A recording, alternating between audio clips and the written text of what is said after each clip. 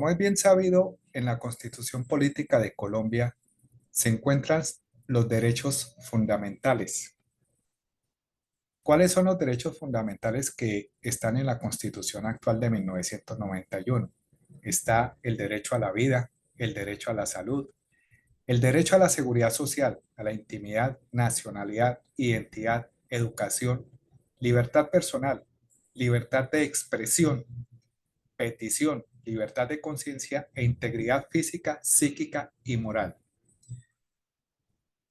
De todo lo que se ha venido exponiendo con esta problemática de los uniformes que han sido fabricados o que sus productos que se utilizaron para o suministros o telas, pues tienen un alta contenido de material plástico, lo cual hace que sean pues peligrosos para una actividad de alto riesgo como la es del bombero. En cuanto al derecho a la salud, se establece que es la garantía al acceso de todos los servicios de salud de manera oportuna, eficaz y de calidad, lo cual conlleva cuidado, medicamentos, intervenciones, rehabilitación, diagnósticos, tratamientos y procedimientos necesarios para restablecer la salud. Otro derecho, que es el más importante para este tramado de denuncia pública que se ha venido exponiendo a la sociedad, es el de la seguridad social. Es la garantía del acceso a los servicios que prestan las instituciones para mejorar su calidad de vida, con mayor trascendencia los casos de vejez, desempleo, enfermedad, invalidez, accidentes del trabajo, maternidad o disminución de los ingresos en la familia.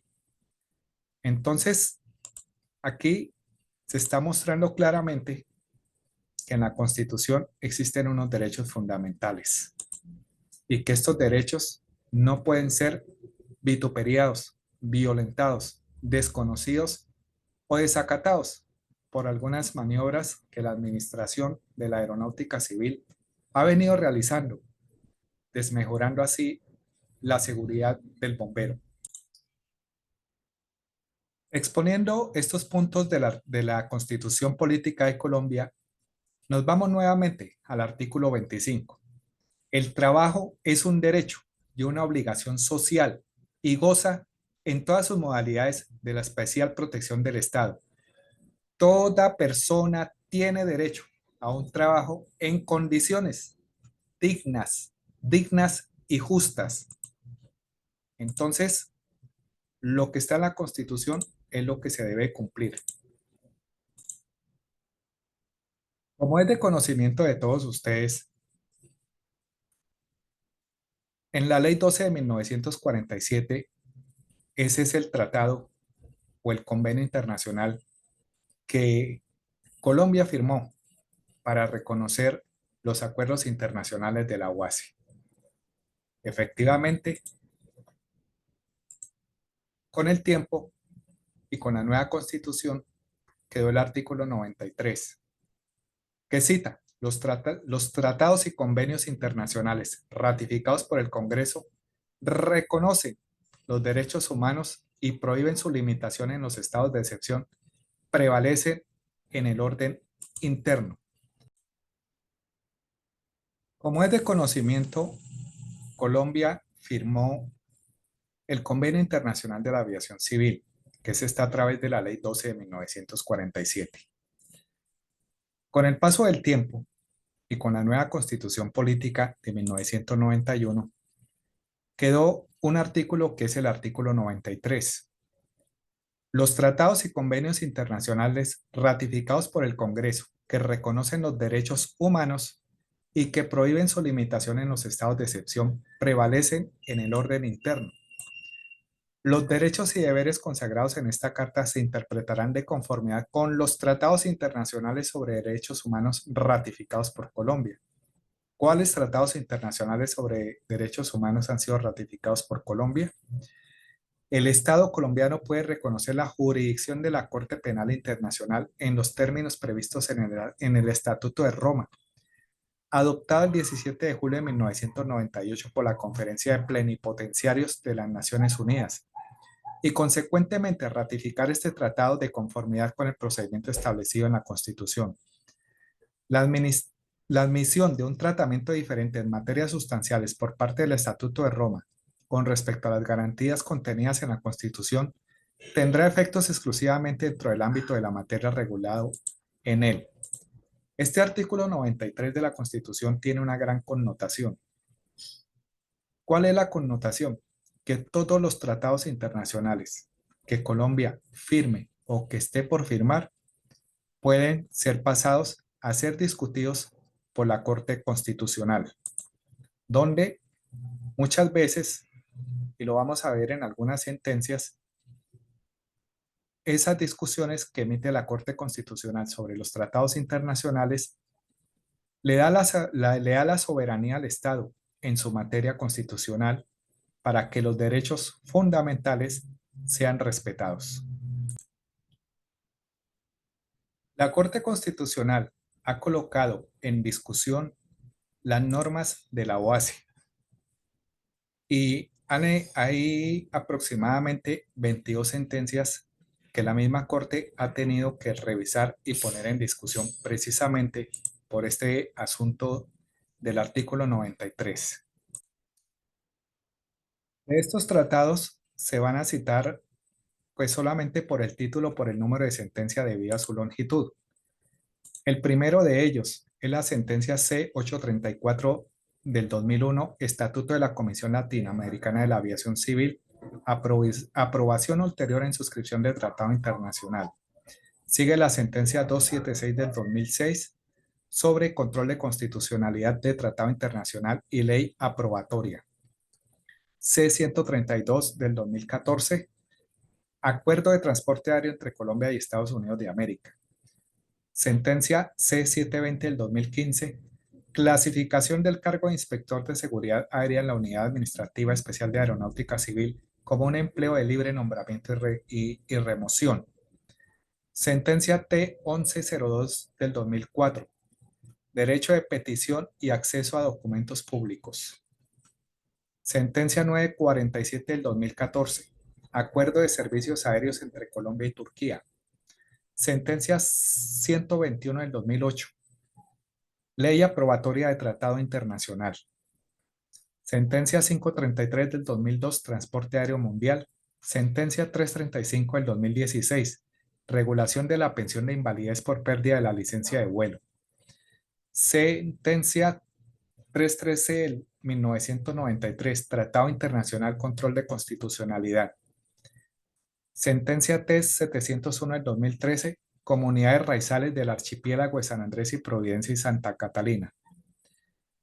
Sentencia 544 de 1996, Interpretación Histórica.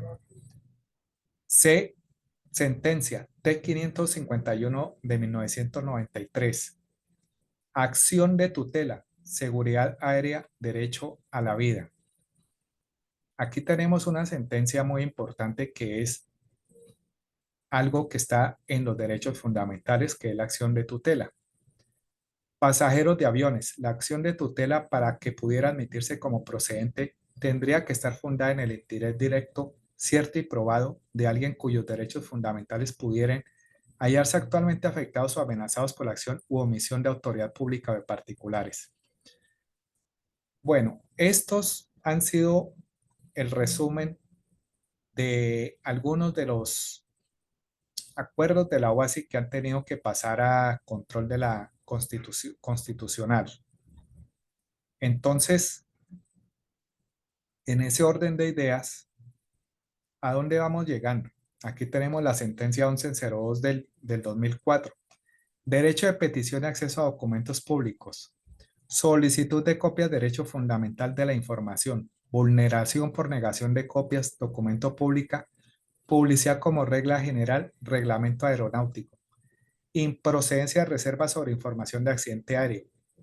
La actitud de la entidad demandada vulneró el derecho fundamental de acceso a los documentos públicos del actor, pues sobre los documentos no existía una reserva legal. Entonces, ¿a dónde vamos a ir caminando con todo esto que se está explicando.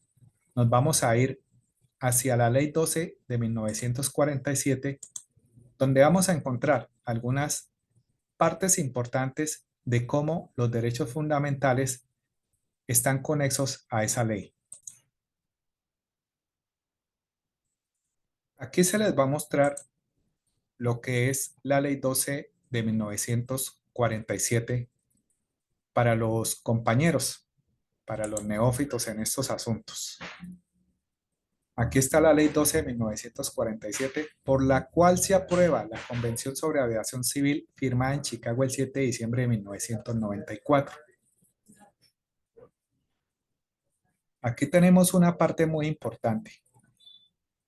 Su preámbulo, bueno, la parte de navegación aérea, sus principios generales y aplicación. Aquí, su artículo 3, que es el que nos está interesando en este momento. La diferencia entre aeronaves civiles y del Estado. Esta convención será aplicable solamente a aeronaves civiles. Entonces, los servicios de bomberos que se están prestando en los aeropuertos, ¿a qué tipo de aeronaves es que se prestan? A las aeronaves civiles. ¿Por qué? Porque esto está en la Ley 12 de 1947. Obvio que si alguna aeronave del Estado tiene alguna emergencia o algo, pues obvio que los bomberos pues deben cumplir con su función. Pero entonces, ¿quiénes son los que pagan los recursos por concepto de servicios o seguridad al vuelo? Son las aeronaves civiles. Y aquí tenemos el otro pedacito. Y no se aplicará a las aeronaves del Estado. Se considerarán aeronaves del Estado las que usen para servicios militares, aduaneros o policiales.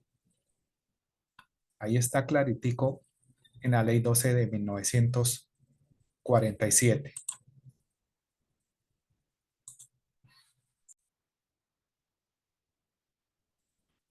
En cuanto a la parte de seguridad, aquí tenemos el artículo número 3, que nos habla sobre las aeronaves civiles y el Estado. Ya se había tocado esto. Esta convención será aplicable solamente a aeronaves civiles y no se aplicará a las aeronaves del Estado. B. Se considerarán aeronaves del Estado las que usen para servicios militares, aduaneros o policiales. Aquí tenemos algo muy importante.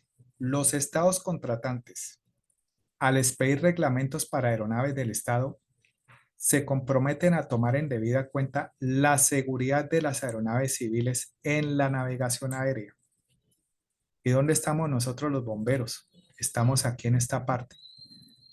Los bomberos somos esa parte de respuesta a las emergencias y está aquí conexo a toda la parte de la navegación aérea.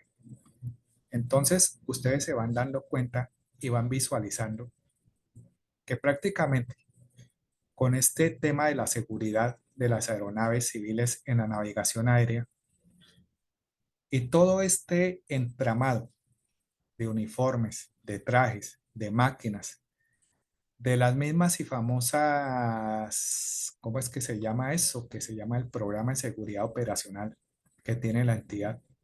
Se está atentando contra esta ley 12 de 1947.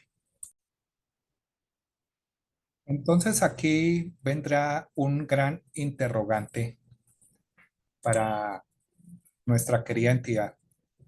¿Será que en un momento dado habrá que ir hasta la Corte Constitucional y que la misma Corte Constitucional ponga en discusión esa ley 12 de 1947 para que se hagan velar los derechos fundamentales a los que tienen los trabajadores de la entidad aerocivil, en este caso los bomberos aeronáuticos? Se conoce y se sabe de algunas otras dependencias que han estado pasando por una cantidad de desagravios y de agravios, perdón, y de abusos por parte de la misma. Pero bueno, cada quien tendrá su forma de poner en conocimiento esos ante las autoridades competentes. Entonces ya se demostró que la Corte Constitucional puede coger un tratado internacional y ponerlo en discusión y pues darle la razón a los derechos fundamentales que están consagrados en la Constitución política. Entonces, como es ya conocido, pues con la expedición de la Ley 12 de 1947, pues cada estado debe hacer sus reglamentos. Y aquí tenemos uno de los tantos reglamentos aeronáuticos que tiene la entidad. Y para este asunto que se ha puesto en conocimiento de toda la sociedad, tenemos el reglamento aeronáutico número 14 y está incluido en este la parte de bomberos aeronáuticos. Entonces aquí tenemos este numeral 14.6.38, elementos de protección. El explotador de un aeropuerto abierto a la operación pública deberá proporcionar al personal destinado a las labores de salvamento y extinción de incendios los elementos de protección que cumplan con estándares internacionales aplicables a esta actividad, de manera que se garantice la protección personal contra el fuego en incendios de aeronaves, tales como los trajes de aproximación y línea de fuego, equipos de respiración autónoma, caretas personales. Aquí está, overoles en materiales retardantes no inyectados y demás indumentaria de seguridad industrial que guarden la integridad personal sin disminuir la eficiencia en las labores. Acordes con las normas de protección para el personal de salvamento, podrá utilizar como referencia las normas NFPA y NIOSH o lo que disponga el Manual de Servicios de Extinción de Incendios. Y aquí continúa esto hasta por acá. El desconocimiento de lo anterior y de las falencias o deficiencias que se presenten en la prestación del servicio hará responsable al explotador del aeropuerto abierto a la operación pública y al personal que desempeñe dichas funciones de las respectivas sanciones a que se tenga lugar, así como de las responsabilidades de que una inadecuada capacidad del servicio de extinción de incendios pudiera acarrear en caso de un accidente. Entonces, ¿cómo se está obligando al bombero a prestar un servicio si sus elementos de protección, y en este caso sus uniformes, no cumplen, no tienen la suficiente capacidad retardante para una atmósfera peligrosa, para un entorno, para cualquier fuente que genere un riesgo para la salud? Con el tema de las normas NFPA y NIOSH, eso ya quedó claro. Eso está en la resolución 661 del manual técnico que tiene la Dirección Nacional de Bomberos para todos los bomberos del país. Y lo que está ya circunscrito y tomado y citado una norma internacional dentro de la reglamentación del Estado, pues obvio que eso se tiene que cumplir. Ahora, el explotador de un aeropuerto, ¿quién es? Sabemos muy bien que la aeronáutica civil tiene muchas funciones, una cual es autoridad, otra que es que administra. Mejor dicho, la entidad hace las veces de juez y parte. Entonces, existe un conflicto de intereses dentro de la misma autoridad aeronáutica. Los únicos que podrían hacer un método de sanción efectivo para decir que el explotador de un aeropuerto abierto a la operación pública deberían de ser las superintendencias. Está la Superintendencia de Industria y Comercio, la Superintendencia de Puertos, la Superintendencia de Sociedades, que tienen esa capacidad sancionatoria para en un momento dado decirle a la aeronáutica civil, usted mismo está incumpliendo con su reglamento aeronáutico. Pero desafortunadamente, la ley se hizo para una solo. ¿Y quién es? La entidad, la aeronáutica civil. Entonces, por eso es que en este momento la entidad tiene muchos, ¿cómo se puede decir? Conflicto de intereses internormativos. Tiene muchas normas, pero todas son incompatibles no tiene esa sinergia para mostrar un adecuado compliance, un adecuado desempeño. Entonces lo único que queda es que ojalá las autoridades hagan lo que tengan que hacer, que se tomen la tarea de investigar, de ir a buscar esa información, de ir a buscar esos desfalcos, todo ese entramado de elefantes blancos de corrupción que existen al interior de la entidad, para de ahí poder sacar unas buenas conclusiones y que esas conclusiones ojalá lleguen al sistema de auditoría de, de la UASI, a ese famoso programa de compliance que se llama USOAP, para que se audite realmente cómo está el Estado con su parte de navegación aérea, seguridad aérea, cómo se está manejando la seguridad, porque en este momento todas las aeronaves están volando, es a la voluntad, como se dice, a las de Dios volamos acá, porque seguridad no existe.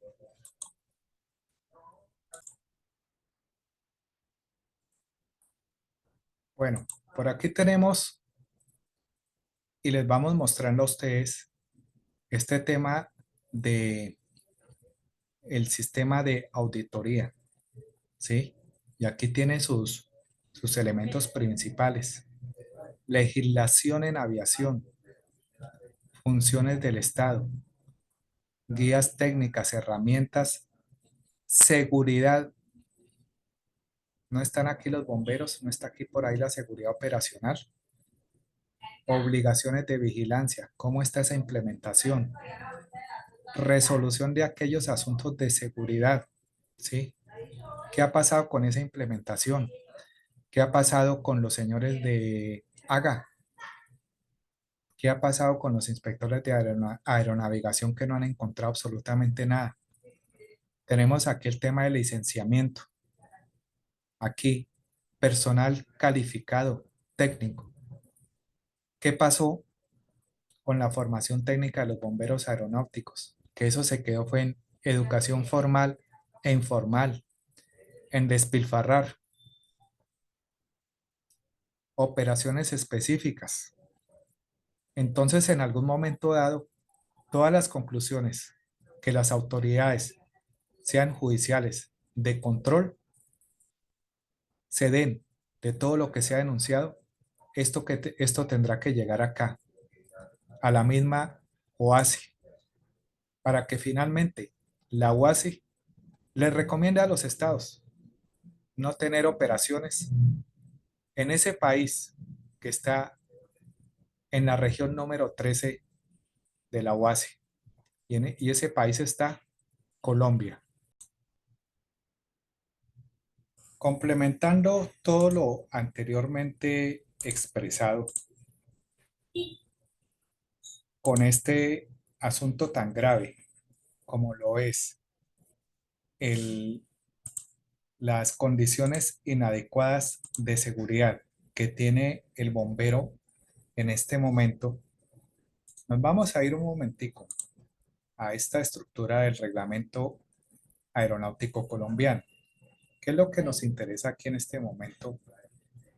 Y es ver este RAC 211 que nos toca y que es un reglamento sobre la gestión del tránsito aéreo. Entonces, ¿qué nos cita este RAC? Y aquí les dejo algo claro. La coordinación entre los servicios ATS y el servicio SAR. El servicio SAR es el servicio de búsqueda y rescate, el servicio de salvamento. Los proveedores de los servicios ATS y SAR deberán establecer procedimientos de coordinación para ser aplicados por las dependencias ATS y SAR. Se verificarán que dichos procedimientos sean compatibles técnica y operacionalmente. ¿Qué es lo que nos interesa aquí? Que quiénes son los que regularmente han tenido este tipo de coordinación en cada aeropuerto. Han sido los bomberos aeronáuticos, que están conexos. que están pegaditos ahí al servicio de torre de control, que están atentos a cualquier emergencia que se presente dentro de su rango de operaciones, que son 9 kilómetros. Por fuera de los 9 kilómetros, si el SAR está disponible, está bien. Si no, pues para eso están las ayudas mutuas. Entonces, ¿cómo vamos viendo el impacto de estas condiciones inadecuadas de seguridad para un servicio de bomberos aeronáuticos? Su relación con los servicios de torre de control, su consecuencia que se puede ver derivada del mal manejo administrativo que la entidad ha descuidado, que la entidad ha sometido al bombero a unas condiciones inadecuadas de seguridad.